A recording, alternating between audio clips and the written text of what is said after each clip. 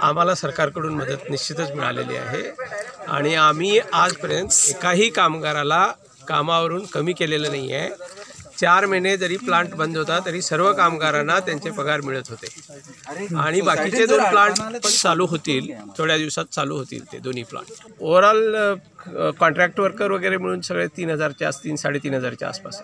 केळी लागवडीक गोंयच्या शेतकारांक आदार करतले।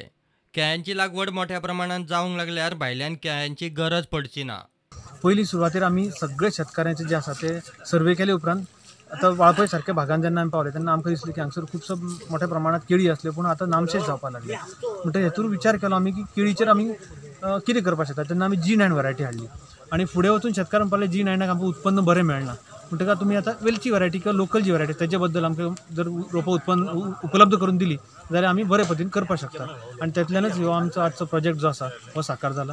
अशें आमी वाळपय भागान आनी 4-5 कडेन लायल्यात पूण ते बारीक प्लॉट आसात, हो सगळ्यांत मोठो प्लॉट आसा आमचो आनी म्हाका दिसता की गोंयचे जर सगळे शेतकऱ्यांनी जर अशें बारीक बारीक जर उत्पन्नान जर सगळे हातभार लायलो आसत जाल्यार जी भायली केळी जी येतात आमची गोंयांत डेली जी आमचे 2-2, 3-3 ट्रक जे येतात केळ्याचे वेलची वरायटीचे कर्नाटक म्हणा किंवा बाकी भागात ते स्टॉप जातले आनी आमचे गोंयचे जे शेतकार आसात तांकां उत्पन्न मेळपाक शकतलें। कार्यशाळेक दक्षिण गोंयचो आदलो खासदार नरेन सावयकारय आशिल्लो।